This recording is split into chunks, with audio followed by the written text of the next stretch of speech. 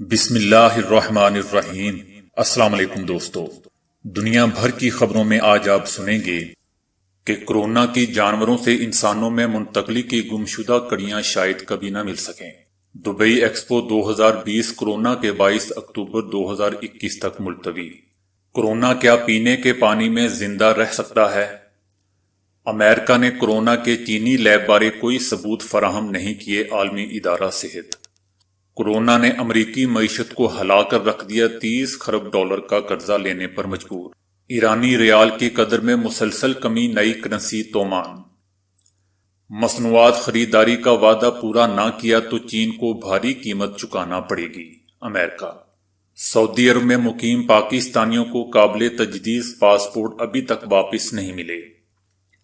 علاقے میں امن بحال کرنے کی ذمہ داری پاکستان پر ہے، بھارتی چیف۔ تو آئیے چلتے ہیں اب خبروں کی ڈیٹیل کی طرف۔ بی بی سی کہتا ہے کہ شواہد سے معلوم ہوتا ہے کہ کورونا چمگادڑ سے انسان میں آیا، اگرچہ عالمی ادارہ صحت کا کہنا ہے کہ تحقیق اس کے قدرتی پیدائش کی جانب اشارہ کرتی ہے، مگر بعض سائنسدان کہتے ہیں کہ شاید یہ کبھی معلوم نہ ہو سکے کہ یہ پہلے انسان کو کیسے لگا تھا۔ کورونا کے ایک جاندار سے دوسرے کو منتقلی کا یہ پہلا واقعہ نہیں ہے، بلکہ یہ ایبولا، حلقاؤ، سارس اور مرس کے امراض میں نیا اضافہ ہے۔ پہل ان امراض کا پتہ جنگلی چمگادڑوں سے چلا تھا۔ اس سلسلے میں سب سے زیادہ شواہد 2003 میں پھوٹنے والی سارس کی وبا میں تحقیق کے دوران سامنے آیا تھا۔ سائنسدانوں نے 2017 میں چین کے ایک غار میں سارس سے متعلق چمگادڑوں کی جین سے مالا مال ذخیرہ دریافت کیا۔ ہم میں سے زیادہ تر لوگوں نے سن رکھا ہے کہ یہ ووہان میں جنگلی حیات کی ایک منڈی سے شروع ہوا، مگر اس کی جڑ یعنی جس جانور کے جسم میں اس نے جنم لیا اس کی نشاندہی نہیں ہو سکی۔ یونیورسٹی آف کیمبرج کے پروفیسر جیمز وڈ کا کہنا ہے کہ ابتدائی طور پر کورونا ان لوگوں میں سامنے آیا جن کا تعلق ووہان مارکیٹ سے تھا، مگر یہ واقعاتی شواہد ہیں۔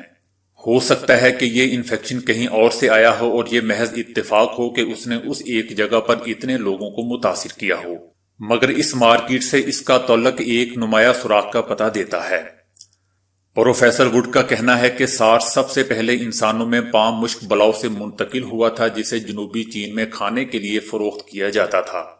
پروفیسر وڈ کہتے ہیں کہ جنگلی حیات کی تجارت پر پابندی کے لیے کئی کوششیں کی گئی ہیں، مگر ہوتا یہ ہے کہ چند غریب لوگ ہی ان کی زد میں آتے ہیں۔ کئی بار ایسے ضوابط لاگو کرنے کے بعد یہ کاروبار انڈر گراؤنڈ چلا جاتا ہے اور پھر اس کے بعد آپ کچھ نہیں کر پاتے۔ عالمی ادارہ صحت نے چین سے جنگلی حیات کے بازاروں میں حفظان صحت اور اسے محفوظ بنانے کے لیے سخت تر معیارات مقرر کرنے کا مطالبہ کیا ہے، مگر اکثر اس طرح کے کاروبار غیر رسمی طور پر چلائے جاتے ہیں، اس لیے انہیں ضابطے میں لانا مشکل ہو جاتا ہے۔ پروفیسر وڈ کہتے ہیں کہ آپ ان پر لندن یا جنیوا میں بیٹھ کر عمل درآمد نہیں کروا سکتے، اس کے لیے ہر ملک میں مقامی سطح پر کام کرنا ہوگا۔ یہ ایک عالمگیر مگر پیچیدہ کام ہوگا، مگر کورونا نے ثابت کر دیا ہے کہ ایسا نہ کرنے کی قیمت بہت بھاری چکانی پڑتی ہے، جو کہ اب ہم چکا رہے ہیں اور پتہ نہیں کتنا عرصہ اور چکاتے رہیں گے۔ دبئی کے زیر اہتمام ایکسپو 2020 کا عالمی تجارتی میلہ کورونا کی وجہ سے ایک سال کے لیے ملتوی کر دیا گیا ہے۔ 6 ماہ کے عرصے پر محیط ملٹی بلین ڈالر کا عالمی جدت کا میلہ، جو عرب دنیا میں اب تک کا سب سے بڑا ایونٹ ہے، اس میں اگلے برس تقریباً 24 ملین افراد کی شرکت متوقع ہے۔ دبئی روشنیوں سے بھرا شہر ہے جو متحدہ عرب امارات کا حصہ ہے اور سالانہ سینکڑوں کانفرنسوں کی میزبانی کے لیے جانا جاتا ہے۔ اس وبائی مرض کے دوران پہلے ہی ثقافتی اور تفریحی پروگراموں کا ایک سلسلہ ختم ہو چکا ہے۔ بی بی سی لکھتا ہے کہ اگر یہ کہا جائے کہ کورونا سے متعلق ہمیں بہت کچھ پتا ہے لیکن کچھ بھی نہیں پتا، تو شاید یہ غلط نہیں ہوگا۔ جب سے یہ مہلک عالمی وبا سامنے آئی ہے، ہر روز ہمیں اس سے متعلق نیا سننے کو ملتا ہے۔ پہلے کہا گیا کہ یہ متاثرہ شخص کو چھونے سے، لیکن بعد میں اس کا ہوا میں موجود قطروں سے پھیلنے کا بھی انکشاف ہوا۔ جب یہ مفروضہ تسلیم ہونے لگا تو اس قطروں کو پھیلاؤ کے حوالے سے محفوظ فاصلے کی باتیں ہونے لگی، پہلے 1 میٹر، پھر 2 میٹر اور اب اس سے بھی زیادہ۔ اس کے علاج پر بھی اسی طرح بحث چل رہی ہے، کوئی پیاز، ادرک اور گرم پانی کے ٹوٹکوں کی بات کر رہا ہے تو کوئی ہائیڈروکسی کلوروکوئین کی، کوئی دھوپ میں کھڑے رہنے سے کورونا کو مارنے کی تلقین کر رہا ہے۔ یہ ایک لمبی بحث ہے، لیکن اس کا لبے لباب یہ ہے کہ اب تک حتمی طور پر کوئی علاج سامنے نہیں آیا۔ تاہم ایک بات ہمیں یقین ہے کہ ہاتھ دھونے اور سماجی دوری اختیار کرنے سے کورونا سے بچاؤ ممکن ہے، لیکن یہاں یہ سوال پیدا ہوتا ہے کہ اس پانی کا کیا بنے گا جس سے ہاتھ دھوئے گئے ہوں؟ کیا کورونا اس میں زندہ رہ سکتا ہے؟ کیا یہ پانی کے ذریعے بھی پھیل سکتا ہے؟ اور کیا یہ پینے کے پانی میں بھی زندہ رہ سکتا ہے؟ اگر ہاں تو یہ کتنی دیر تک پانی میں موجود یا زندہ رہے گا؟ عالمی ادارہ صحت WHO کی طرف سے جاری کی گئی اپنی ایک دستاویز میں کہا گیا ہے کہ ایسا کوئی ثبوت نہیں ہے کہ یہ پینے کے پانی یا سیوریج میں زندہ رہ سکتا ہو۔ اس کی ٹرانسمیشن کے دو ہی مرکزی راستے ہیں، سانس کے ذریعے اور چھونے کے ذریعے۔ اب تک کی جانے والی تحقیق کے مطابق اگرچہ اس کے پینے کے پانی میں قائم رہنا ممکن ہے، لیکن ایسا کوئی ثبوت نہیں ملا کہ وہ زمین پر اور زیر زمین پانی کے ذرائع میں موجود ہو سکتے ہیں یا پینے کے پانی سے منتقل ہوتے ہوں۔ برطانیہ میں پاکستانی نژاد ڈاکٹروں کی تنظیم ایسوسی ایشن of Pakistani physicians and surgeons کے بانی ڈاکٹر عبدالحفیظ کہتے ہیں کہ پینے کے پانی سے ڈرنے کی کوئی ضرورت نہیں ہے۔ عالمی ادارہ صحت کا کہنا ہے کہ پانی کی صفائی کے طریقے جن میں فلٹریشن اور ڈس انفیکشن شامل ہے کورونا کو ناکارہ کر دیتے ہیں، اور جن علاقوں میں یہ میسر نہ ہو تو گھریلو طریقے بھی اپنائے جا سکتے ہیں، جیسے کہ پانی کو ابالنا وغیرہ۔ وہ کہتے ہیں کہ ویکسین میں بہت وقت لگ سکتا ہے کیونکہ یہ کورونا متعدد اقسام ظاہر کر رہا ہے۔ ڈاکٹر عبدالحفیظ کہتے ہیں کہ مثال کے طور پر اگر یہ کورونا 5 اقسام ظاہر کرے تو پھر کس میں کون سی قسم ہے اور اس کے لیے کون سی ویکسین درکار ہے، یہ بہت بڑا سوال اٹھے گا۔ ویکسین صرف اس وقت بن سکتی ہے جب ہمیں کورونا کے رویے کے متعلق حتمی طور پر پتہ ہوگا کہ یہی وہ چیلنج ہے جس سے ہمیں نپٹنا ہوگا۔ ان کا کہنا ہے کہ اگرچہ ایسا کوئی ثبوت سامنے نہیں آیا کہ کورونا پینے یا سیوریج کے پانی میں زندہ رہتا ہے، لیکن یہ گندے پانی میں پایا ضرور گیا ہے۔ عالمی ادارہ صحت WHO نے کہا ہے کہ امریکہ نے کورونا ایک چینی لیب سے شروع ہونے بارے ابھی تک کوئی ثبوت فراہم نہیں کیا ہے۔ صدر ٹرمپ کی ان قیاس آرائیوں کے دعووں کے حق میں کوئی ثبوت فراہم نہیں کیا ہے کہ یہ ایک چینی لیب سے شروع ہوا ہے، لہٰذا ہمارے نقطۂ نظر سے یہ ایک چینی لیب سے شروع ہونے کے دعوے محض قیاس آرائیاں ہیں۔ اگر کوئی اعداد و شمار اور شواہد دستیاب ہیں تو پھر یہ فیصلہ کرنا امریکی حکومت کا کام ہے کہ یہ شواہد عالمی ادارہ صحت کو کب دیے جا سکتے ہیں۔ عالمی ادارہ صحت کی ماہر صحت ماریا وین نے اس بات پر زور دیا ہے کہ ان کے پاس کورونا کے 15,000 DNA کی ترتیب کا مطالعہ ہے۔ تمام شواہد کے بعد ہم اس نتیجے پر پہنچے ہیں کہ یہ ایک قدرتی ہے۔ انہوں نے مزید کہا کہ کورونا چمگادڑ میں پایا گیا ہے، لیکن کس طرح انسان میں منتقل ہوا اس کا پتہ لگانے کی ضرورت ہے۔ کورونا سے سب سے زیادہ جانی نقصان امریکہ کو ہوا ہے، جہاں 70,000 افراد لقمہ اوجل بن گئے ہیں، جبکہ لاکھوں ہاسپٹلوں میں زیر علاج ہیں۔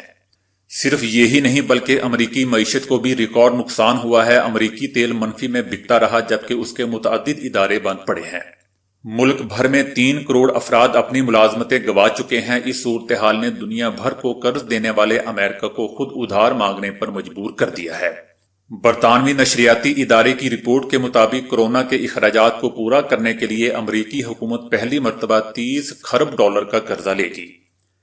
یہ رقم پچھلی مرتبہ لیے گئے قرض سے 5 گنا زیادہ ہے، جو 2008 کے مالی بحران یا ریسیشن کے عروج پر لیا گیا تھا۔ دوستو، امریکی صدر ٹرمپ یہ بھی خدشہ ظاہر کر چکے ہیں کہ کورونا سے ہلاکتیں 1 لاکھ تک بڑھ سکتی ہیں۔ ایرانی پارلیمان نے ملکی کرنسی کی قدر میں سے 4 صفر ختم کر دینے کا مسودہ قانون منظور کر لیا ہے۔ اس قانون سازی کے ذریعے پارلیمان نے حکومت کو یہ اختیار دیا ہے کہ وہ ایرانی ریال کو درپیش شدید مشکلات کے پیش نظر ملک میں کرنسی اصلاحات متعارف کرا سکے۔ امریکی پابندیوں کے بعد سے ایرانی ریال کو درپیش مسائل گزشتہ چند ماہ میں شدید تر ہو چکے تھے۔ اس کے علاوہ ریال کی بجائے تومان کو ملکی کرنسی بنا دیا جائے گا، جس کا 1 یونٹ 10,000 ایرانی ریال کے برابر ہوتا ہے۔